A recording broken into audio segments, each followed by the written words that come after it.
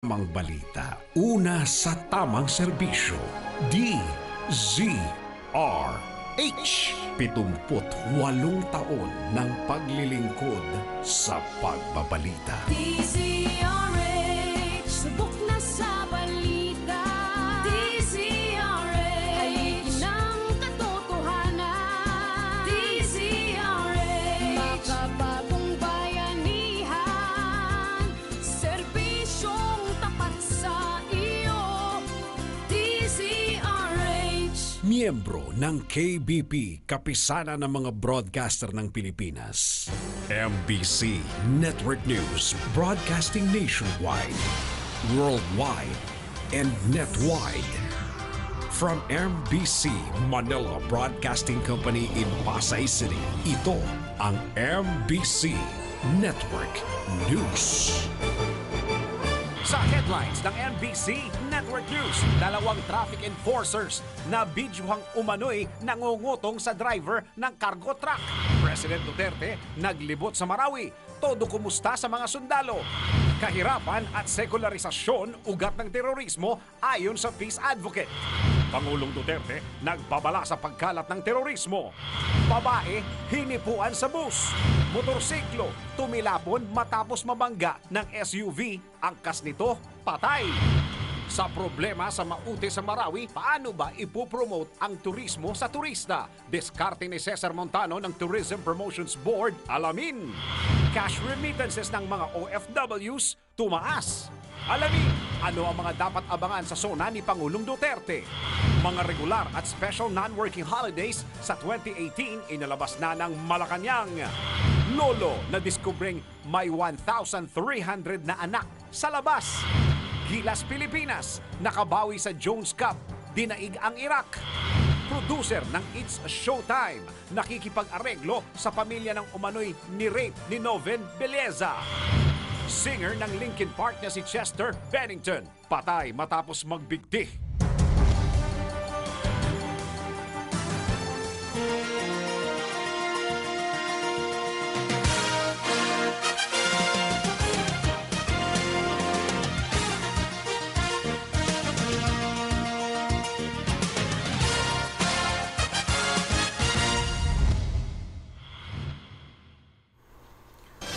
Magandang araw Pilipinas, Luzon, Visayas at Mindanao. Samahan po ninyo ako ng 1 oras sa balitaan at narito ang detalye ng mga balita.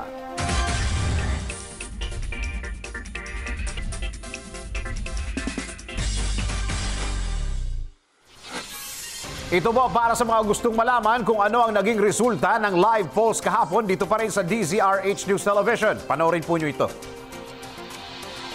Kahapon, nagsagawa ang DZRH News Television ng live poll sa tanong na, payag ka bang mawala ang Grab at Uber? At narito ang pulso ng bayan.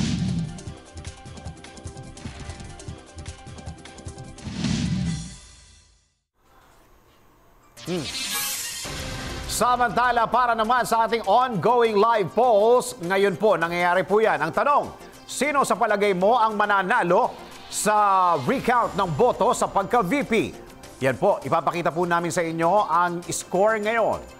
Kung ilan na nagsasabing na si dating Senador Marcos ang mananalo sa boto sa pagka-VP at kung ilan ang mga kakampi ni VP Leni Robredo. Makisali po sa aming live polls at makialam sa mga isyu ng lipunan. At ika nga nila, vote wisely.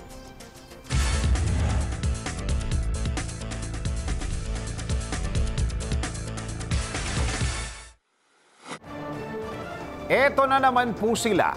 Kung totoo man, muli na namang nabuhay ang mga buwaya ng daan. Ito ay matapos na maaktuhan na tila nangungutong sa isang motorista. Para sa kabuuang detalye ng balitang yan, panoorin po ninyo ito, ha? Narito po ang report ni RH44, Vien Dacles.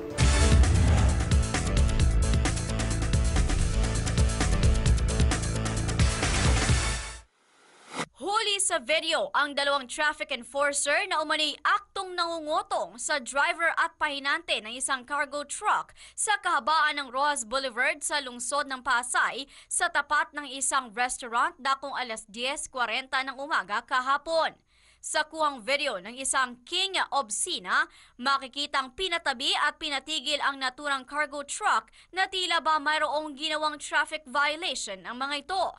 Bilang pagsunod, tumigil naman ang truck at saka agad na nilapitan ng isa sa mga traffic enforcer ang pinto sa passenger seat habang ang isa naman ay tumungo sa pwesto ng driver. Matapos makalapit sa pwesto ng pahinante, agad na pinabuksan ng isa sa mga traffic enforcer ang pinto nito, kung saan pagbukas ang pinto nito, makikitang nakatikom ang kanang kamao nito na tila may ikinukubling kung ano. Ilang saglit lang, makikitang lumapit ang kamao ng pahinante sa traffic enforcer habang tila nakikipagnegosasyon at may inabot dito. Napasimple namang kinuha o tinanggap ng naturang traffic enforcer.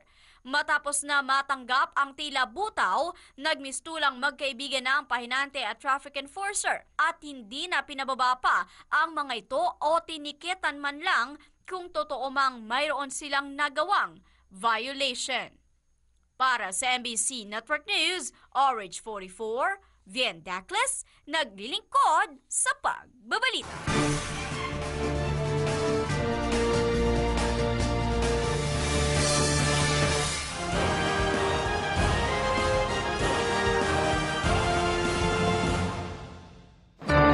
O ito na, nagpunta na siya. Pangulong Duterte nagtungo ng Marawi. Sa wakas, natuloy din po ang plano ni Pangulong Rodrigo Duterte na magtungo sa Marawi City sa kabila ng banta sa kanyang buhay dahil sa bakbaka ng mga rebelde at mga sundalo sa lungsod.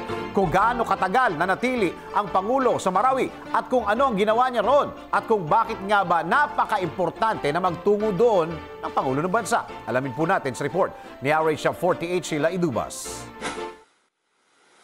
Pumasok, naglibot at nakibanding si Pangulong Duterte sa mga sundalo sa Marawi kahit patuloy ang barilan at bombahan sa lungsod. Natuloy kahapon ang pangako ng Pangulo na gusto niyang pumasok sa Marawi habang nagpapatuloy ang mainitang bakbakan para maiparating niya ang taus-pusong pasasalamat sa mga sundalo at pulis sa kanilang suporta at pagsisikap na mapalaya sa terorismo ang lungsod. 2 beses naudlot ang pagdalaw ng Pangulo sa Marawi dahil sa isyu ng seguridad at masamang panahon. 4 na oras na natili ang Pangulo sa Marawi na dumating ng 1:00 ng hapon at umalis pasado 5:00 na. Bukod sa pagdalaw sa headquarters ng 103rd Brigade sa Marawi City at pakikipag-usap sa tropang nakikipagbakbakan sa Maute, ininspeksyon din niya ang mga na-recover na armas ng mga kalaban at binigyan din siya ng security briefing ng mga opisyal ng AFP.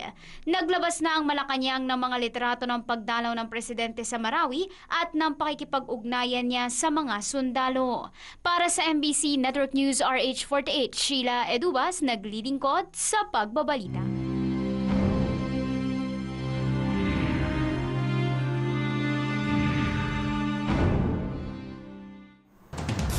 Martial law extension, unconstitutional daw. Kung para sa karamihan ng mga mambabatas, tama lang na mas palawigin pa ni Pangulong Rodrigo Duterte ang martial law. Hindi naman ito ang tingin ni detained Senator Leila de Lima. Dahil para daw sa mambabatas, unconstitutional ang extension ng martial law. Kung bakit ganito ang pananaw ng mambabatas na binisita pa ng mga mambabatas mula sa European Union. Alamin po natin sa report ni RH1 Manang Milky Rigunan. Unconstitutional umano ang pagpapalawig ng martial law sa Mindanao ng higit pa sa 60 days. Ayon kay detained Senator Leila de Lima, base sa Section 18, Article 7 ng ating saligang batas, hindi pwedeng i-extend ng panibagong 60-day period ang martial law. Binigyang din ni de Lima papayagan ng extension kung umiiral pa rin ang patuloy na state of actual rebellion. Paliwanag ni de Lima hanggang panibagong 60-day maximum period lang ang pinapayagan ng batas dahil ang higit pa dito ay matatawag ng preemptive martial law na posibleng mauwi sa authoritarian o pagiging diktador. Yan ang DZRH News, Milky Rigunan, RH12, naglilingkod sa pagbabalita.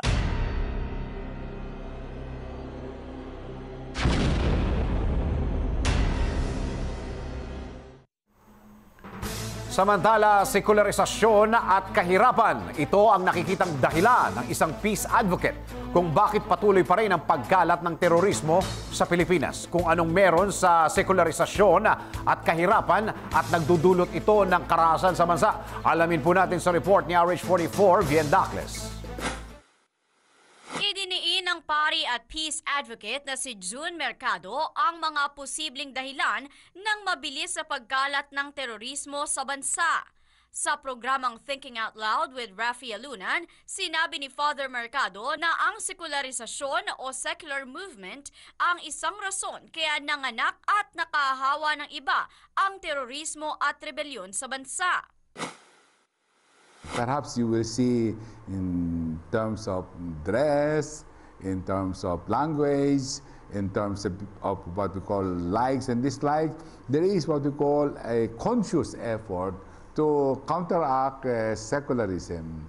As a matter of fact, during our days, during the time of President Fidel Ramos, because I was co-opted by Fidel Ramos in the peace process, you see, to many people's surprise, you see, that we were dealing with Moro National Liberation Front. And this is a secular movement, something similar to PLO, Palestinian Liberation Organization, that you can dialogue with them because it is a secular movement like the PLO. MILF, the More Islamic Liberation Front, it's a combination of nation and combination of Islamic. So mestizo in that sense. May secular, may Islamic because it is Islamic. But after the death of Ustad Salamat, merong dominant ngayon yung secular. Kaya when you speak of the BBL, talagang dominant yung political tsaka yung secular rather than the religious. Isa pa sa nakikitang sanhi ng terorismo ang kahirapan na ayon kay Father Mercado, ang Autonomous Region in Muslim Mindanao o ARMM ang pinakamahirap na rehiyon sa bansa at alam ng mga extremist group na ang pondo ng bansa ay hawak ng national government. Sa Philippines, the poorest region is the Autonomous Region in Muslim Mindanao. That's correct. In terms of poverty incidence, and yung mga component provinces will be the highest in poverty incidence. Ano? Kaya one time, di ba, nung nag-peace process, in-appoint ni Fidel Ramos, President Fidel Ramos, si Comelec Chair, ano pangalan ng babae nga? Nakalimutan ko na Heidi Yorak. Heidi Yorak nagkaroon ng widest consultation on the root causes of insurgency, rebellion, and the like. And number one lumabas is poverty. No? Ang kabuang tapatang yan ay mapapanood sa programang Thinking Out Loud with Rafi Alunan sa darating na Sabado, alas 4 hanggang alas 5 ng hapon. Para sa MBC Network News, RH44, Vien Dacles, naglilingkod sa pagbabalita.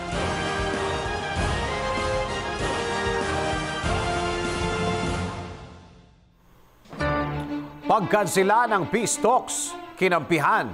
Nakakuha ng kakampi si Pangulong Rodrigo Duterte sa desisyon nito na kansilahin na ang peace talks sa makakaliwang grupo. Ito'y matapos sa karamihan sa mga mambabatas sa Kamara ay sumang-ayon sa Pangulo kung sino-sino ang mga mambabatas na ito at kung ano-ano ang kanilang rason sa pag-atras sa usaping pangkapayapaan.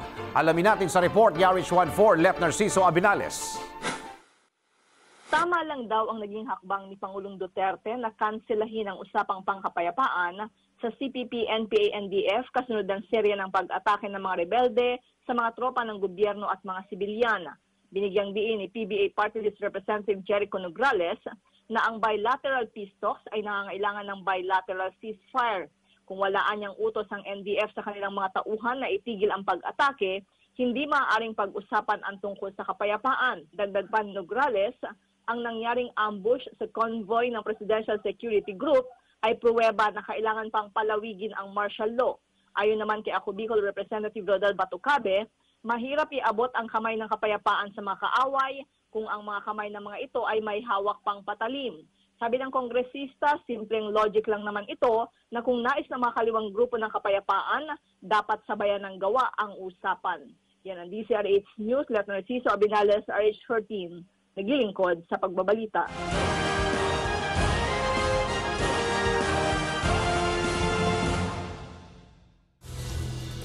Terorismo, lalala pa? Nagbabala si Pangulong Rodrigo Duterte na baka lalo pang lumala ang terorismo sa Pilipinas.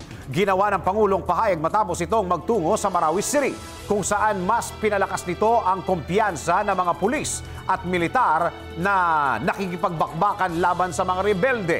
Kung paano nasabi ng Pangulo at lalo pang kakalat ang terorismo sa bansa. Alamin po natin sa report ni RHO9 Sunny Casulia. Nagbabala si Pangulong Duterte na magpapatuloy ang pag-aalburuto ng mga terorista kahit kontrolado na ng Armed Forces ang Marawi. Idiniin ng Presidente na malaya pa ang mga lider ng terorista at patuloy na nag-iisip ng mga paraan para manggulo. At sa katunayan ay may binabalak na namang pag-atake sa ilang lugar sa Mindanao. Parte ito ng liham ni Pangulong Duterte sa Kongreso para hingi ng suporta ng mga mambabatas sa hirit niyang 6 na buwan na extensyon sa martial law sa Mindanao. Sinabi ng Pangulo, sa liham na pinatakas ni Abu Sayyaf leader Isnilon Hapilon ang may 76 na kabataang recruits at inutusan ang mga ito na maghanap ng ibang lugar na gagawa ng terorismo. Dahil dito idiniin ng Pangulo na marami pang dapat gawin ang AFP at PNP kahit na nakuha na uli ang kontrol sa Marawi na nilusob at inukupa ng Maotsi Terror Group. Para sa MBC Network News, RH9, Sunny Casulia, naglilingkod sa pagbabalita. Eto, panoorin nyo itong report na to. Babae, hinipuan. Ito babala sa mga nagko-commute dyan, lalo na sa mga kababaihan. Mag-ingat po tayo at maging mapagmatsyag para hindi mapagsamantalahan ng mga manyakis na pasahero. Katulad na lang ng isang dalaga na ito na naharas ng kanyang katabi sa bus. Kung ano ang kabastusang naranasan ng dalaga, alamin po natin sa report ni RH48 Sheila Inubas. Isang dalaga ang pinaghihipuan sa masiselang parte ng katawan ng katabing pasahero sa bus habang nasa biyahe patungong Pasay City. Sa Facebook post ng biktimang si Kay Domingo, dakong alas 5:25 ng madaling araw nang sumakay siya ng Igan bus papasok sa eskwelahan at dahil maaga pa ay nakatulog siya sa biyahe. Nagising si Kay sa area ng Zapote nang tabihan siya ng isang lalaki na noong simula ay wala lang pero kalaunan ay nagising ulit siya nang siya'y paghihipuan nito sa dibdib at kahit sa mismong kasilanan. Hinayaan lang ni Kay ang ginagawa ng lalaki sa takot na saktan o patayin siya nito. Kaya nangyari ang kalaswaan mula sa dulo ng coastal road sa Zapote hanggang sa bumaba siya sa CCP area. Sa mahabang biyaheng ito, pagising-gising si Kay pero hindi niya pinahalata sa lalaki, nagising siya sa takot na may gawin ito sa kanya. Ipinasok anya ng lalaki ang kamay nito sa loob ng kanyang bra at hinimas ang kanyang dibdib. Hinawakan din ng lalaki ang kanyang ari pero labas lang ng pantalon. At inipit ang isa niyang kamay para hindi siya makalaban sakaling magising. Pagdating sa CCP area, naglakas loob si Kay na bumaba kasabay ng iba pang pasahero. Ipinost ni Kay ang kanyang masaklap na karanasan sa manyakis na lalaki na biyaheng Las Piñas, Maynila para magsilbing babala sa mga pasaherong babae. Para sa MBC Network News RH48, Sheila Edubas naglilingkod sa pagbabalita. Okay, mukhang iba yung reaksyon ng mga netizens dyan.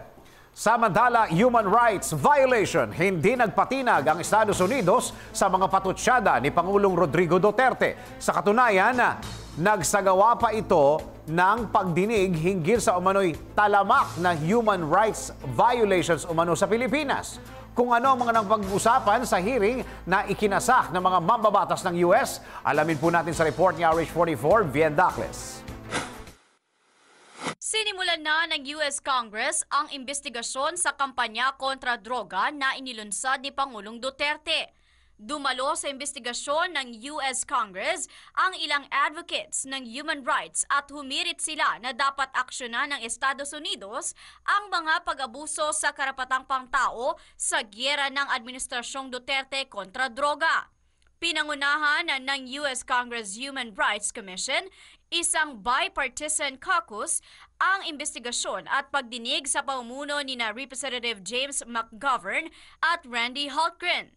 Ayon sa dalawang mambabatas, kaalyado ng Amerika ang Pilipinas at tumatanggap ito ng pinakamalaking US assistance sa East Asia, kaya't nag-aalala sila sa paglabag sa human rights kung mayroon man kaugnay sa war on drugs ni Pangulong Duterte. Libo-libo ng drug suspect ang pinatay ng mga nakamaskarang gunmen na hinihinalang mga pulis, habang kaliwat kanan din ang kwento ng mga pulis na nakapatay ng suspects sa droga dahil nanlaban umano ng aarestuhin. Para sa MBC Network News, RH44, Vien Daclas, naglilingkod sa pagbabalita.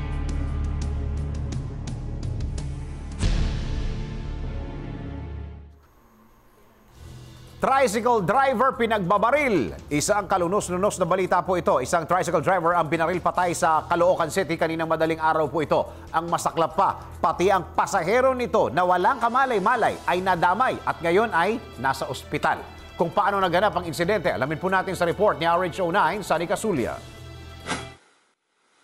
Agaw buhay ang isang pasahero sa Tala General Hospital matapos madamay ng pagbabarilin ang tricycle driver sa Bagong Silang, Caloocan City. Paalis na sana ng paradahan ng tricycle na minamaneho ni Reyna Rupos nang dumating ang dalawang magkaangkas ng motorsiklo at pagbabarilin ang driver sa kanto ng Katarungan Street at Langit Road. Patay agad ang 32 anyos na si Rupos habang nagtamo ng tama ng bala sa katawan ng kanyang pasahero. Ayon kay Police Chief Inspector Ronald Cayago, ang hepe ng PCP3 ng Bagong Silang Police Station, inaalam pa nila kung kasamahan ng driver ang nasugatang pasahero. Illegal na droga ang isa sa anggulong tinitingnan ng mga otoridad. Sinabi ni Cayago, posible umanong kasamahan sa talamak na operasyon ng illegal na droga sa lugar ang mga sospek na naituro ng tricycle driver bago ito tuluyang magbagong buhay. Para sa MBC Network News, RH9, Sunny Casulia, naglilingkod sa pagbabalita.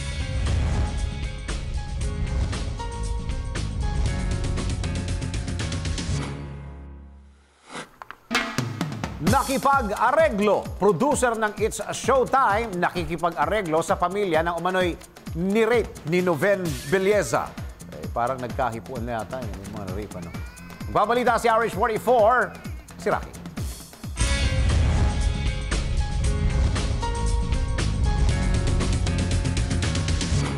Kinumpirma ni Rosa Reti, kaibigan na 19 anyos na dalaga na di umano'y ginahasa ni Noven Belleza, na nakikipag-areglo ang producer ng It's Showtime sa pamilya ng umano'y biktima ni Noven. Ayon kay Rosa, kinabukasan din ng pagkakaresto kay Noven ay agad na pumunta sa Cebu ang producer ng It's Showtime upang subukan umano makipag-settle sa pamilya ng dalaga na itinago nito sa pangalang Ana. Anya, umaga pa lamang ng Sunday ay dumating sa Cebu ang nasabing producer ng It's Showtime at ipinarating sa mga magulang ni Ana na gusto nilang isettle ang kaso sa pamamagitan ng pagbibigay sa pamilya nito ng pera. Ngunit ayon pa rin kay Rosa, hindi pumayag ang pamilya ni Ana dahil ang laking insulto umano ito sa kanila na makipag-settle dahil lamang sa pera. Unang-una umano kaya itinuloy ng mga magulang ni Ana ang kaso dahil sa ginawa ni Noven dito at para hindi na rin daw nito gawin sa iba ang ginawa niya kay Ana. Samantala, bukas naman kami para sa panig ni Noven at ng producer ng It's Showtime. At yan aking balita. Ako naman si RH43 Rocky, ang inyong kaliga sa mundo ng showbiz. Sa pagbabalik ng MBC Network News, motorsiklo tumilapon matapos mabangga ng SUV. Angkas nito, patay. Sa problema sa Maute sa Marawi, paano ba ipopromote ang turismo sa turista? Diskarte ni Cesar Montano ng Tourism Promotions Board, alamin. Cash remittances ng mga OFWs tumaas. Alamin, ano ang mga dapat abangan sa SONA ni Pangulong Duterte? Mga regular at special non-working holidays sa 2018 inalabas na ng Malacanang. Lolo na diskubreng may 1,300 na anak sa labas. Gilas Pilipinas, nakabawi sa Jones Cup, dinaig ang Iraq. Singer ng Linkin Park na si Chester Bennington, patay matapos magbigti. Mga detalye sa pagbabalik ng MBC Network News. Calling all fundraising organizations. Get the chance to raise more than 1.2 million pesos for your charity project. Be a partner of PCSO in its mini sweepstakes special draws. The PCSO is opening its doors to all non-profit organizations, local government units, cooperatives, social-civic groups and associations to its newest project, PCSO Partner Tayo. Interested parties may visit the PCSO Product and Standard Development Department, 3rd floor, Conservatory Building, Shaw Boulevard, Mandaluyong City. You may also visit any of our branches in your vicinity or province or email us at pcso_marketing@yahoo.com. Partner tayo sa pagtulong sa Pilipino. Nakakatulong ka na, umaasenso ka pa.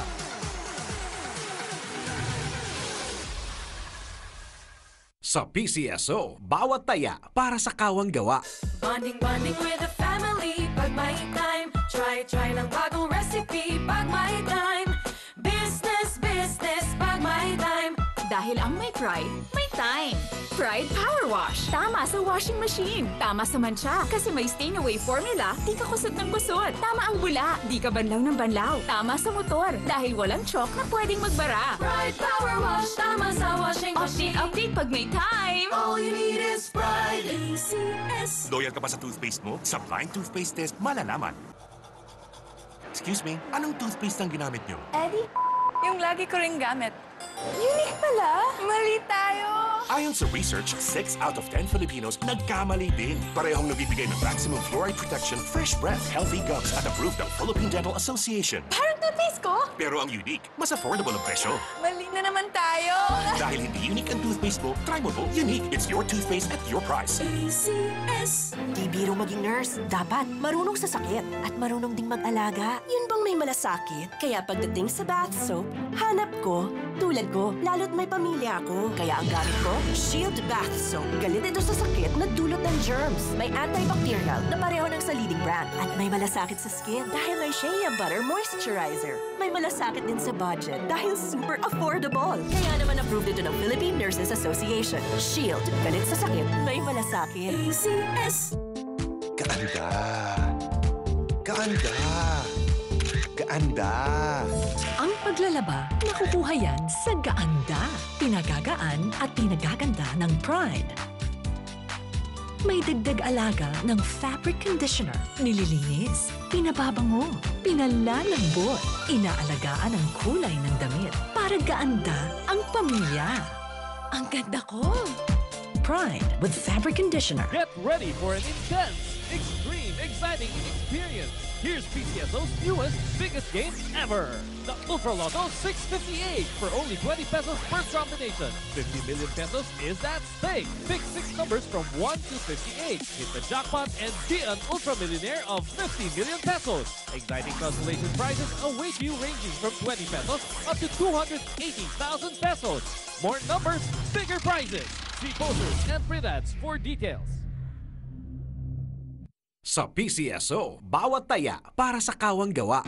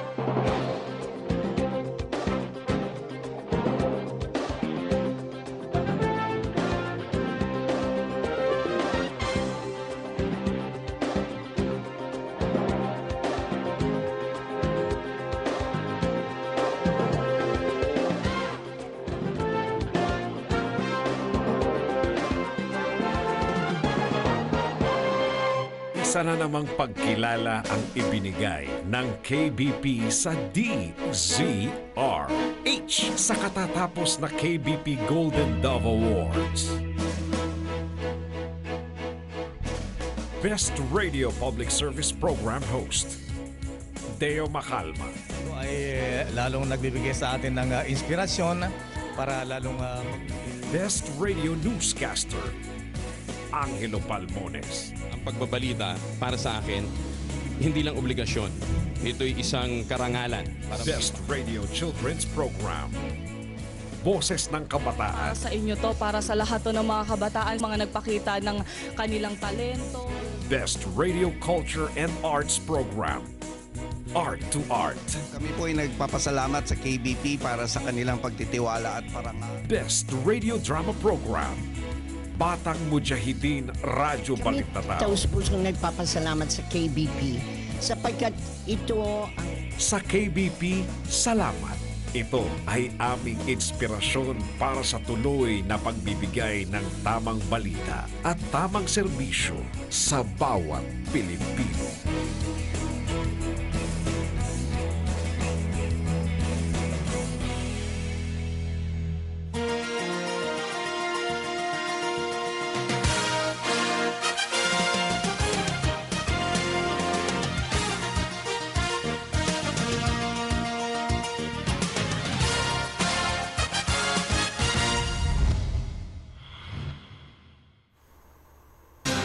Tuloy ang mga balita sa MBC Network News.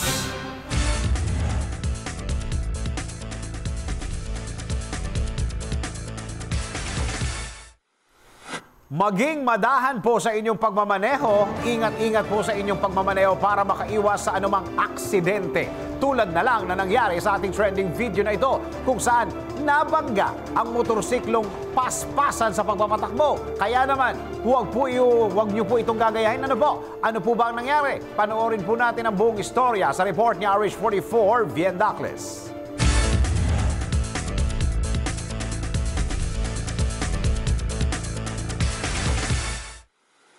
Nakuna ng CCTV camera ang malakas na pagsalpok ng isang motorsiklo sa isang SUV at ang pagtilapon ng rider at angkas nito sa gutter sa bahagi ng Evergreen Subdivision sa Ortigas Avenue, Antipolo City, dakong alas 6 ng umaga. Sa nasabing video, makikitang nakabukas ang signal lights ng isang puting SUV na nooy liliko pakaliwa sa isang establishmento. Dahil paliko noon, makikitang nagminor na ang SUV habang patawid ng kabilang lane. At nang palapit na ito sa establishmento, isang humaharurot na motorsiklo ang pilit na sumingit sa harap ng SUV dahilan kung bakit malakas na sumalpok ito sa bumper ng sasakyan at malayong napatilapon sa gutter. Sa lakas ng impact, malakas din na napahampas ang buong katawan at ulo ng isa sa mga sakay na motorsiklo habang ang isa naman ay malayong tumilapon. Dahil sa tindi ng aksidente, binawian ng buhay ang angkas ng motorsiklo bagamat kapwa naka-helmet ang mga ito. Samantala, hindi naman malinaw kung ano na ang nangyari matapos ang aksidente at kung may naging pananagutan ba ang SUV sa mga pangyayari. Para sa MBC Network News, RH44, Vien Dacles, naglilingkod sa pagbabalita. Ito po, sa harap ng mga kontrobersiya na kinakaharap po ng Department of Tourism, may nakikitang solusyon si Tourism Promotions Head Cesar Montano para mas maengganyo ang mga turista na bumisita sa Pilipinas. Kung ano ito, alamin po natin sa one-on-one report na ito. Target ngayon ng Department of Tourism na palakasin ang turismo sa bansa sa pamamagitan ng film tourism. Kamakailan, nakausap ko si Cesar Montano. Ayon kay Tourism Promotions Head Cesar Montano, malaki ang maitutulong ng mga local film para mas maengganyo ang mga banyaga na pumunta sa Pilipinas. Inahalimbawa na lang nito ang mga pelikulang Lord of the Rings na nagpasikat palalo sa New Zealand at ang palabas na Serendipity sa Estados Unidos.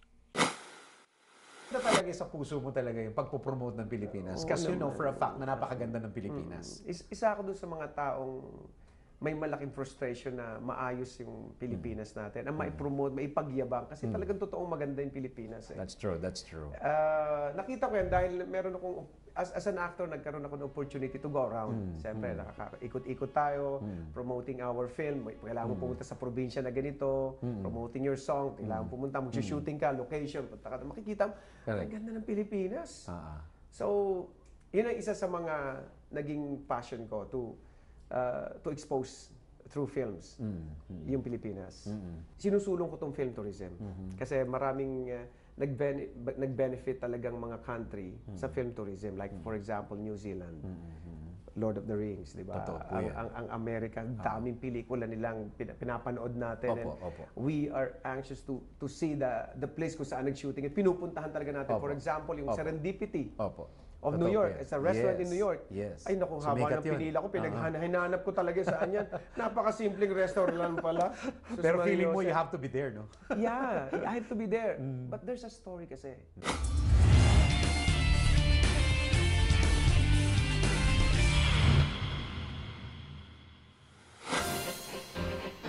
O ito po sa cash remittances, tumaas po. Tumaas ang cash remittances ng mga OFW kung magkano ang itinaas nito at kung ano ang implikasyon nito sa ating bansa. Alamin natin sa Good News Report ni RH09 sa Nicasulia.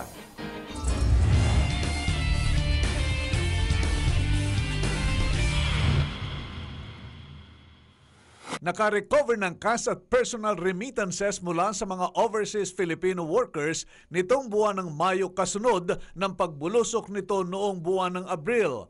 Ayon sa Bangko Sentral ng Pilipinas, umakyat ng 7.1% o 2.59 billion US dollars ang personal remittances nitong Mayo mula sa 2.42 billion US dollars na naitala sa parehong buwan noong nakaraang taon. Batay sa datos, tumaas ang personal remittances ng 5.2% o 12.61 US dollars sa unang 5 buwan ng taon mula sa 11.99 billion US dollars ng parehong period noong nakaraang taon. Tumaas naman ng 5.5% o 2.31 billion US dollars ang cash remittances nitong Mayo mula 2.19 billion US dollars sa parehong buwan noong nakaraang taon.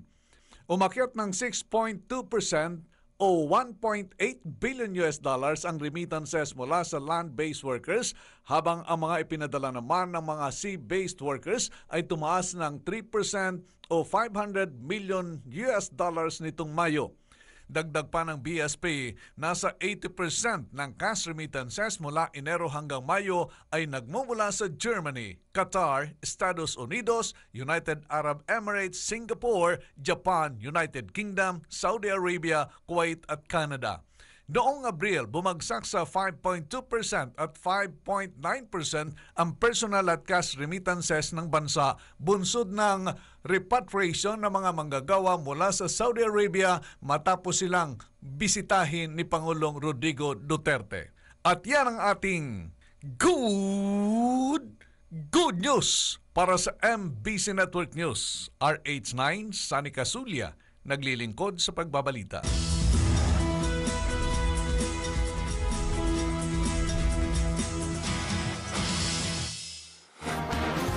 Para sa ating Alambanu, zona ni Digong, nalalapit na po ito. Ngayong nalalapit na ang zona ni Pangulong Rodrigo Duterte. Ano nga ba ang mga dapat abangan sa mga talumpati ng Pangulo? Sabay-sabay nating alamin ang Alambanu's Report ni RH49 Rita Salonga. Pinaghahandaan na ang ikalawang State of the Nation address ng Pangulong Rodrigo Duterte sa darating na Hulyo 24 na gaganapin sa Batasang Pambansa sa lungsod ng Quezon. Noong Lunes, napagalaman ng media na nagpatawag ng meeting ang Pangulo kasama ang Kongreso sa Sabado para pag-usapan ang issue ng posibleng pag-extend ng martial law sa Mindanao. Malapit na kasing matapos ang 60-day duration ay itineklarang martial law ng Pangulo at nagbigay na rin ng rekomendasyon dito si Defense Secretary Delfin Lorenzana. Kung may extend ba ito o hindi, malamang ay malalaman na natin ang kasagutan sa sona ng Pangulo. Ngunit, ano nga bang ibig sabihin ng State of the Nation Address? At ano-ano ang mga makahulugang sinabi ng Pangulo noong unang sona niya? Ang sona ay ang taunang speech na ginagawa ng Pangulo sa isang joint session ng Congress kung saan ibinibida nito ang lahat ng accomplishment ng kanyang administrasyon. Kasama na rin sa kanyang sona ang pagsabi ng kanyang mga programa. Sa unang sona ng Pangulo, kaagad na niyang sinabi na wala sa kanyang sistema ang manisi. Kaya hindi tulad ng pinalitan niya sa pwesto, walang pagbanggit ang Pangulo sa mga kapalpakan ng dating administrasyon. Inamin rin ito na isusulong niya ang federalismo sa ating bansa. Ibinida rin ng Pangulo na iyon ang unang pagkakataon na puro taga Mindanao ang nasa entablado. Maliban kasi sa kanya, sina Senate President Coco Pimentel at House Speaker Pantaleon Alvarez ay kapwa taga Mindanao din. Para sa Pangulo, papapabilisan nito ang proseso sa lahat ng tanggapan ng gobyerno, lalo na sa mga kumukuha ng lisensya, birth certificate at kung ano-ano pang mga pampublikong serbisyo. Sinabi rin ito na walang padrino system sa kanyang administrasyon at kung sino man ang mapatunayang nagkasala sa batas, sisiguraduhin niyang magbabayad ang mga ito sa taong bayan. Marami ang mga ipinangako ng Pangulo noon. Sa inyong palagay, nagawa naman ba niya ang mga ito o gaya rin ng mga Pangulong nagdaan ay puro napako na lang ang mga pangako? Para sa Alam Ba News, RH49 na Rita Salonga, naglilingkod sa Pagbabalita.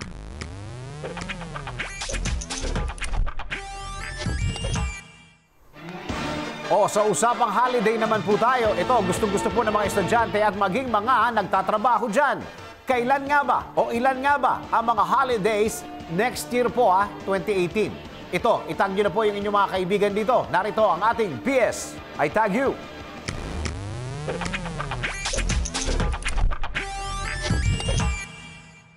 Inilabas na ng Malacanang ang listahan ng mga regular at non-working holidays para sa susunod na taon. Mag-uumpisa ang long weekend sa February 16, Chinese New Year, na natapat ng Biyernes, habang long weekend din sa March 29, 30 at 31 para sa paggunita ng Semana Santa, kung saan ang April 1 ay natapat naman ng linggo, katumbas ng 4 na araw na walang pasok.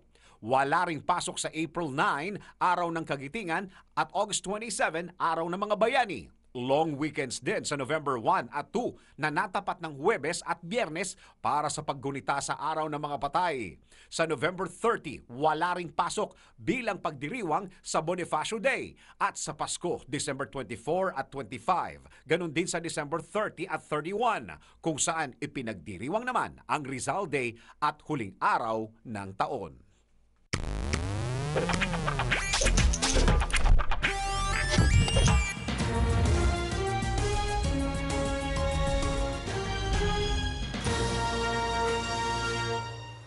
Isang 87 taong gulang na lolo ang napag-alamang may 1,300 anak sa labas sa Tennessee. Ayon kay investigator Sid Roy, hindi niya inakala na magiging interesting ang kasong hinawakan niya noong 2001. Nilapitan siya ng 2 lalaking hindi magkakilala at pinakiusapan siyang hanapin ang kanilang biological father. Laking gulat na lang nito nang lumabas sa kanyang investigasyon na magkapatid pala ang dalawa dahil pareho sila ng ama. Tuwing may libreng oras o mano si Roy, naging personal mission na niya ang i-track down ang iba pang mga anak ng lolo sa pamamagitan ng pagkuha ng mga testimonya at pagsasagawa ng DNA test. Paliwanag naman ni Roy, hindi pa tapos ang kanyang investigasyon at posibleng marami pa umanong anak ang lolo na hindi pa nadidiskubre hanggang ngayon. Pahayag naman ng lolo, aminado siya na naging exciting at aktibo ang kanyang sex life noong 60s at madalas umano siyang pagkamalan na si Johnny Cash. Para sa MBC Network News RH48, Sheila Edubas naglilingkod sa Pagbabalita.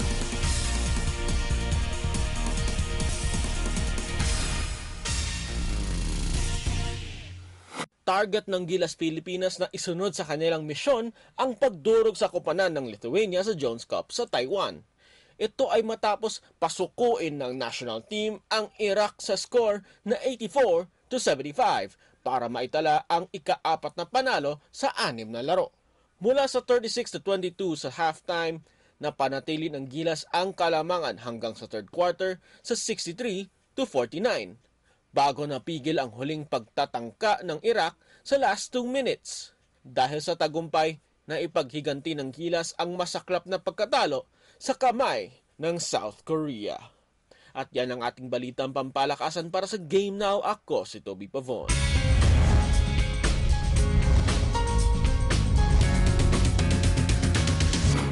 Patay na ang singer ng bandang Linkin Park na si Chester Bennington. Sa report ng mga pulis, sinasabing nagpakamatay ang singer matapos na matagpuan itong nakabitin sa loob ng kanyang bahay sa Los Angeles County bandang alas 9 ng umaga ngayong araw sa Amerika.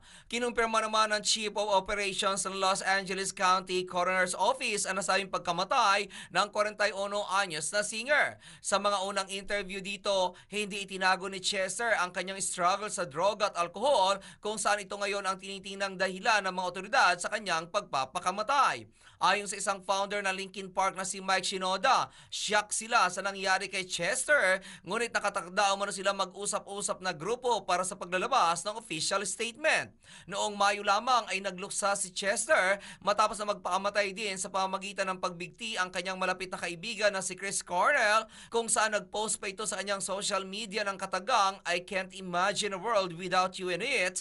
I pray you find peace in the next life," at kumanta ito ng awiting Hallelujah sa libing ni Chris. Si Chester ay napasama sa grupo noong 1999 at naging household name matapos na manominate sa Grammy Award ang debut album ng mga ito na Hybrid Theory, habang ang kanilang ikalawang album na may pamagat na Meteora ay bumenta ng mahigit sa 27 milyong kopya. At yan aking balita. Ako naman si RH43 Rocky, ang inyong kaliga sa mundo ng showbiz.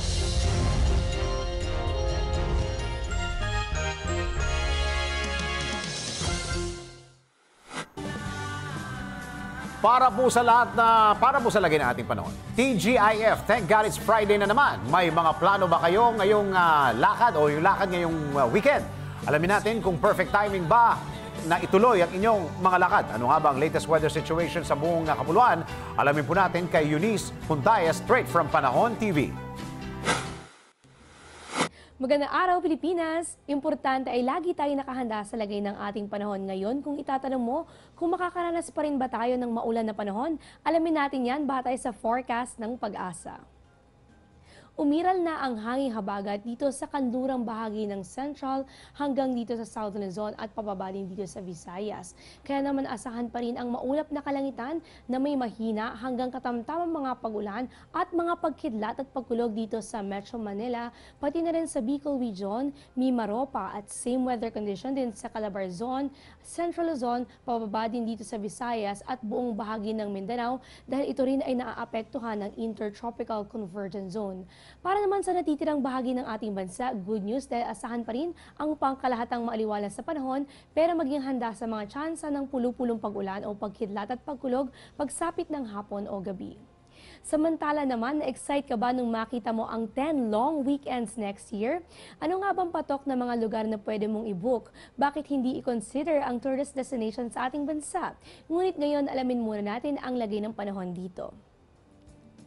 Pwede kang mag-animal exploration sa Baluarte dito sa Vigan, pero ngayong araw, paghandaan muna ang mga maulan na panahon, gayon din naman sa Puerto Galera, Anilao at pati na rin sa Taal. Pero dito sa Banawe, asahan ng all good weather condition. Asahan rin ang maulap na kalangitan na magdadala ng mga pag-ulan at pagkidlat at pagkulog dito sa Naga City, El Nido at Boracay. Pero magandang panahon naman para sa mga bakasyonista dito sa Camiguin. Mula dito sa Pag-asa, itong Panahon TV kung saan walang pinipiling panahon ang pagbibigay impormasyon. Ako po si Eunice Puntayas, mag-ingat kayo at magandang araw.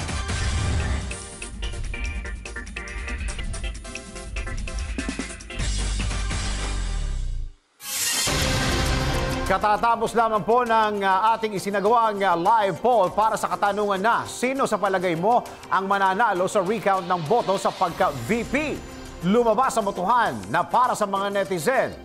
Si dating Senador Bongbong Marcos ang sure na mananalo sa recount na matapos na umani ito ng 20,895 votes. Habang ang mga kampi naman kay VP Leni Robredo ay nakakuha lamang ng 1,237 votes. Abangan ang susunod naming live poll na ipopost sa DZRH News Television Facebook page.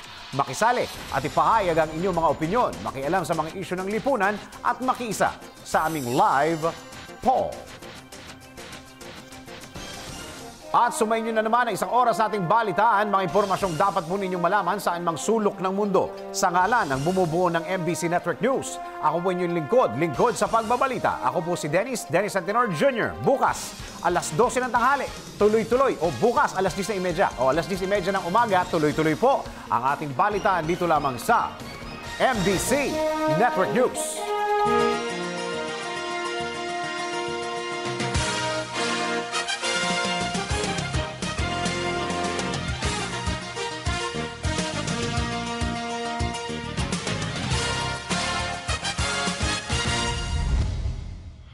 Get ready for an intense, extreme, exciting experience. Here's PCSO's newest, biggest game ever. The Ultra Lotto 658 for only 20 pesos per combination. 50 million pesos is at stake. Pick 6 numbers from 1 to 58. Hit the jackpot and be an ultra millionaire of 50 million pesos. Exciting consolation prizes await you ranging from 20 pesos up to 280,000 pesos. More numbers, bigger prizes. See posters and print ads for details. Sa PCSO, bawat taya para sa kawang gawa. Lumalabas ang aming galing-galing paghaharap sa matinding hugasin. Tanggal ang sebo, tanggal bakterya. Tanggaling, Smart Dishwashing. Parami na ng parami ang Smart sa hugasin. Kaya #1 na ang Smart Dishwashing Paste. May double tanggaling formula. Tanggal galing ang sebo, tanggal galing ang bakterya.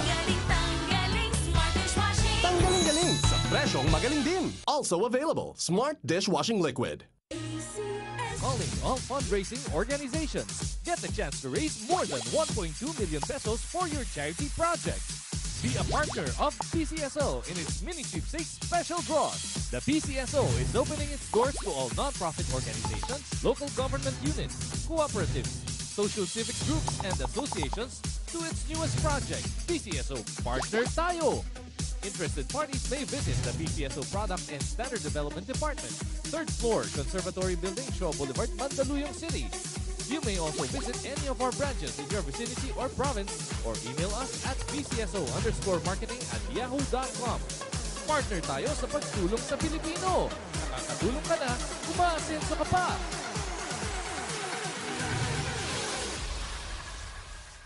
Sa PCSO, bawat taya para sa kawang gawa. When you use Pride Barretta, quit staying away formula.